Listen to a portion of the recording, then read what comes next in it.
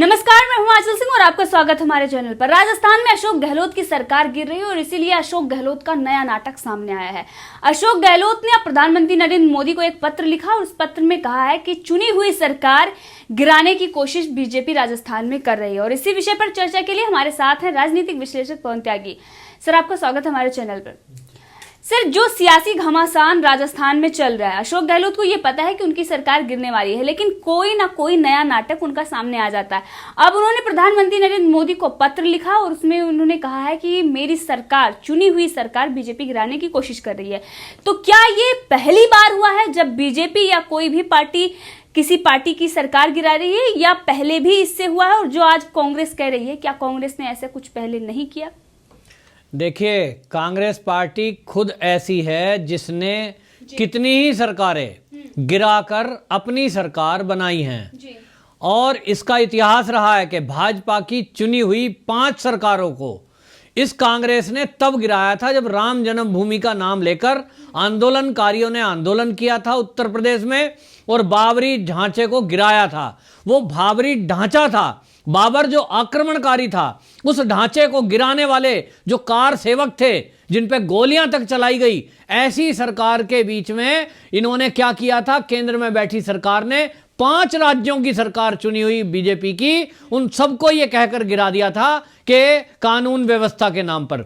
और किस तरह से इन्होंने कानून की धज्जियां उड़ाई, संविधान की धज्जियां उड़ाई, और इन्होंने एक भी नहीं सुनी। ये कौन सा कांग्रेस है जो बात करते हैं? 1959 में इन्होंने केरल की चुनी हुई कम्युनिस्ट सरकार, वो उसको गिराया। 1952 में मद्रास, जो आज का तमिलनाडु है, वहां पर राज्यपाल ने अपने पद का दुरुपयोग किया और जिनकी संख्या कम थी कांग्रेसियों की, उनको वहां सरकार बनाने के लिए बुलाया। 1982 में हरियाणा में भजनलाल लोकदल की सरकार थी, भजनलाल की, उसको गिरा दिया। और इस तरह से कितना गिनवाएं। तो इस कांग्रेस का ये चरित्र रहा है, ये इतिहास रहा है कि ये अपनी सत्ता पाने के लिए कुछ भी करने को तैयार हो जाते हैं, कोई संविधान का ध्यान नहीं रखते हैं। बाद में अब तो हालत कांग्रेस की ये हो गई है कि पूरे देश में सिमट के रह गई है। गिनती के 2-3 राज्य बचे हैं, कांग्रेस खत्म हो गई है। गांधी परिवार के चरण पूजते पूजते ये सारे कांग्रेसियों ने ये कांग्रेस का अब स्वाहा करने का बीड़ा ले लिया है। अब ये दूसरे पर आरोप लगा रहे हैं और मुझे तो इन पे हंसी आ रही है अशोक गहलोत पे कि ये चिट्ठी लिख रहे हैं मोदी जी को। भाई, एक तरफ तो आप कोर्ट की धमकी दे रहे हो, सबसे पहले तो आपने मोदी जी को चिट्ठी नहीं लिखी, आप जो है एसओजी की धमकी देते हो, आप केंद्रीय मंत्री के फोन टेप करा लेते हो, ऐसा आपने कहा है। केंद्रीय मंत्री तो कह रहे हैं मेरा टेप ही नहीं है, आप केंद्रीय मंत्री का नाम ले रहे हो और अभी आप मोदी जी को ही शिकायत कर रहे हो। मजे की बात देखिए, मोदी जी को, प्रधानमंत्री को उन्हीं की पार्टी के मंत्री की शिकायत करते हुए ये लिख रहे हैं चिट्ठी में कि आपके जो मंत्री हैं वो गजेंद्र सिंह शेखावत, ये मेरी सरकार गिराने में इनकी साजिश है, इन्होंने पैसे के लेन देन की बात की है। आप ये देखिए कि गृह मंत्रालय, एक तरफ केंद्रीय गृह मंत्रालय नोटिस देता है सरकार को, वो कार्रवाई चल रही है, तो दूसरी तरफ आप सवाल उठा रहे हो और एक तरफ आप मोदी जी से आग्रह कर रहे हो कि चुनी हुई सरकार ना गिराई जाए। आपने कितनी ही सरकार इतिहास में गिराई हैं आज तक, भारत में चुनी हुई सरकारें गिराई हैं, भाजपा की भी सरकारें गिराई हैं, बेईमानी से अपनी सरकारें बनाई हैं।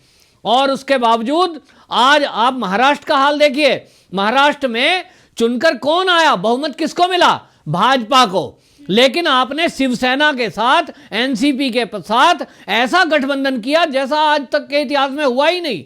एक दूसरे के 36 का आंकड़ा, एक हिंदुत्ववादी बात को लेकर के चल रहे हैं। आप बीजेपी को तो कहते हो सेकुलर पार्टी हमें बनानी है और ये जो है सांप्रदायिक पार्टी है, ये हिंदुओं की बात करती है। वहीं आप वही हिंदुओं की बात करने वाली शिवसेना से आप समझौता कर लेते हो। क्यों? आपके नेताओं की वर्डिंग थी कि भाजपा को किसी तरह सत्ता से दूर रखना है, आपका एकमात्र लक्ष्य है कि भाजपा ना आ जाए।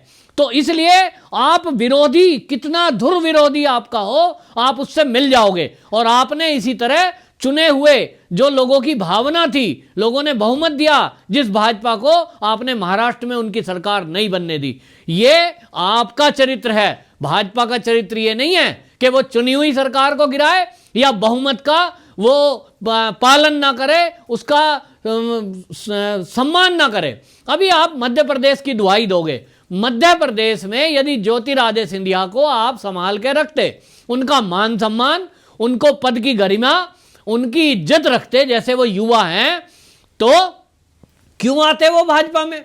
अभी आप सचिन पायलट को कह रहे हो, अभी तक तो वो नहीं गए हैं, लेकिन सचिन पायलट के साथ जो आपने किया वो अब जनता को पता लग गया है, क्योंकि आपकी लड़ाई अब कोर्ट तक आ गई है, मीडिया तक आ गई है, और इसलिए पता लग रहा है कि आपने एक युवा को निकम्मा, नाकारा, क्या क्या कह दिया। क्या आप ज्योतिरादित्य सिंधिया को ऐसा ना कहते होंगे? क्या आप मिलिंद देवड़े के बारे में ये विचार नहीं रखते होंगे? जितने कांग्रेस के अंदर युवा नेता हैं, क्या आप उनको नाकारा और निकम्मा नहीं कह रहे हो? क्योंकि आपके हिसाब से एक ही बुद्धिमान इस पार्टी में है, वो है राहुल गांधी। एक ही युवा आपके पास महिला है, वो है प्रियंका गांधी वाड्रा। बस दो हैं। और बुजुर्गी में एक्सपीरियंस होल्डर कौन है आपके पास? यदि कोई जिसके पास सबसे बड़ा एक्सपीरियंस है, जिसके प्रधानमंत्री भी चुना हुआ पैर छूता है, वो है सोनिया गांधी।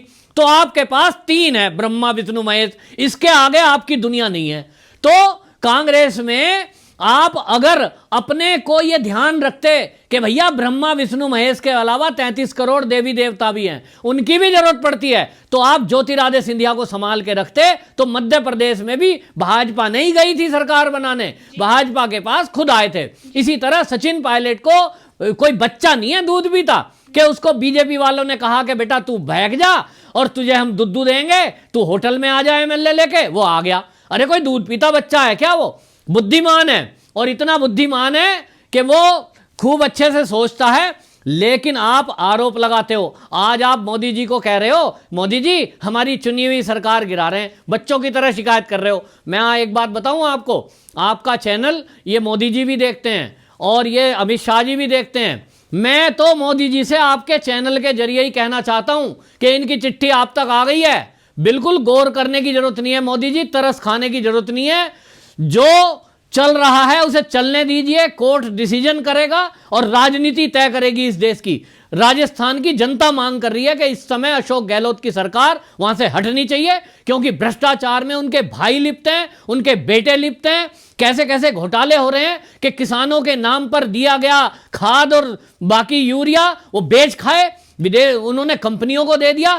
तो ये तो लोगों के, गरीबों के हक को मारने वाले लोग हैं। अब इनको हटाने का तय वहां की जनता ने और वहीं के इन्हीं के विधायकों ने किया है। तो मोदी जी आप इनकी किसी एप्लीकेशन पे गौर मत करो, उसे डस्टबिन में डाल देना कि मैं तुम्हारी कोई बात सुनने वाला नहीं हूं। ये कांग्रेस वही है मोदी जी जिन्होंने भाजपा की चुनी हुई सरकारें भी गिरा दी थी। ये वही सरकारें हैं, ये वही कांग्रेस है जो आपको क्या क्या नहीं कहती थी। तो इसलिए इनकी बात पे गौर करने की जरूरत नहीं है। मोदी जी को इसलिए ये सोच रहे हैं कि मोदी जी दखल अंदाजी कर देंगे, फिर वो अपने पार्टी के कार्यकर्ताओं को कहेंगे भाई मेरे पे चिट्ठी आई है, अशोक गहलोत जी रिक्वेस्ट कर रहे हैं, चलो छोड़ दो। भाई मोदी जी के हाथ की बात ही नहीं है सर। लेकिन मामला तो उनका आपसी कला की है, जो पार्टी के अंदर जो चल रहा था 1.5 साल से, जो इन्होंने कहा कि सचिन पायलट पहले ही अध्यक्ष बनना चाहते थे, तमाम तरीके की बातें इन्होंने की, तो एक दूसरे का है। लेकिन ये जो बीजेपी पर आरोप लगा रहे हैं, और वहीं पर अगर स्पीकर की बात करें तो वो भी अब सुप्रीम कोर्ट पहुंच गए। उन्होंने कहा है कि जो विधायकों को उन्होंने नोटिस जारी किया था उसको लेकर जो स्पीकर ने याचिका दी है सुप्रीम कोर्ट में। देखिए, ये आपको बताऊं कि ये जो है एक तरफ तो मोदी जी को रिक्वेस्ट कर रहे हैं, जैसा आपने कहा ये इनके अंदर की लड़ाई है जी। मोदी जी का या भाजपा का किसी का कोई लेना देना नहीं है जी। मोदी जी को लिख रहे हैं ये ड्रामेबाजी करने के लिए, ताकि ये जो है कानूनी फाइल पूरी तैयार कर सकें। ये जनता को बता रहे हैं कि हमने मोदी जी को भी रिक्वेस्ट करी। फिर ये क्योंकि आरोप लगाएंगे, जिस दिन इनकी सरकार गिरेगी और वहां कोई और सरकार बनेगी, ये भविष्य के गर्त में, हालांकि आइडिया है कि भाजपा की बनेगी, लेकिन हम ये कह रहे हैं जिस दिन बदलेगी राजस्थान में और अशोक गहलोत की सरकार बदल जाएगी, उस दिन देखना ये बैठकर इनके राहुल गांधी ट्वीट करेंगे, क्योंकि वो तो ट्वीट ही करते हैं आजकल, ट्विटर नेता हो गए हैं वो।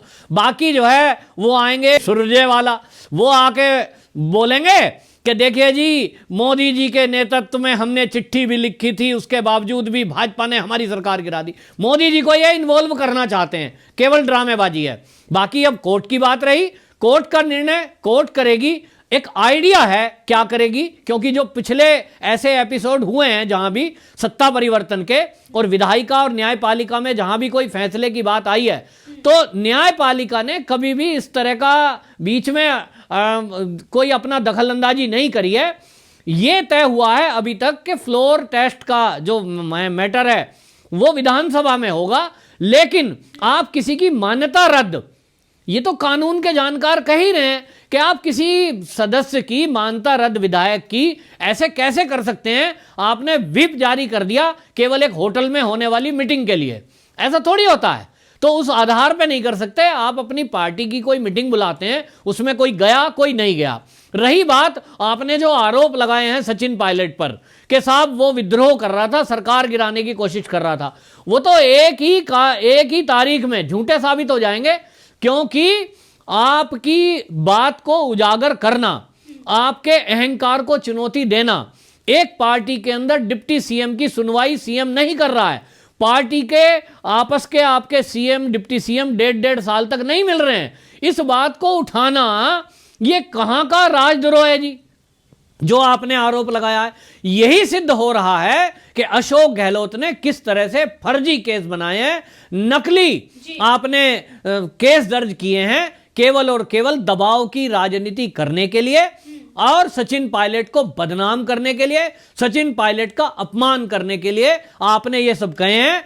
गुर्जर समाज आज काफी आक्रोश में है। आपको क्षमा मांगनी पड़ेगी कि आपने एक गुर्जर के होनहार बच्चे को, होनहार लीडर को आपने निकम्मा और नाकारा कहा। इसके लिए आपको भविष्य में पूरी कांग्रेस को मैं बता रहा हूं ये भुगतना पड़ेगा और माफी मांगनी पड़ेगी, वरना आपको कभी भी ये गुर्जर समाज माफ नहीं करेगा। जी बिल्कुल। और सचिन पायलट ने भी, जो विधायक कांग्रेस के हैं, इन्होंने आरोप लगाया था कि 35 करोड़ रुपए सचिन पायलट उनको दिलवा रहे थे दल बदलने के लिए। लेकिन जिस तरीके से सचिन पायलट की छवि को नुकसान पहुंचाया जा रहा था, तमाम तरीके की अफवाहें आ रही थी, अब सचिन पायलट ने उस विधायक को नोटिस भेज दिया। उन्होंने कहा है कि आप माफी मांगिए और वहीं साथ में 1 रुपए का हर्जाने की भी बात कही, और नहीं तो कानूनी कार्रवाई होगी। तो जिस तरीके से अशोक गहलोत ने दांव चला था और दांव उनका उल्टा पड़ गया और पूरी तरीके से वो फंस गए। प्रधानमंत्री नरेंद्र मोदी तक उन्होंने सिफारिश लगा दी है, लेकिन देखते हैं राजस्थान में अब होता क्या है। सियासी घमासान मचा हुआ है। सर, आपका बहुत बहुत धन्यवाद हमसे जुड़ने के लिए।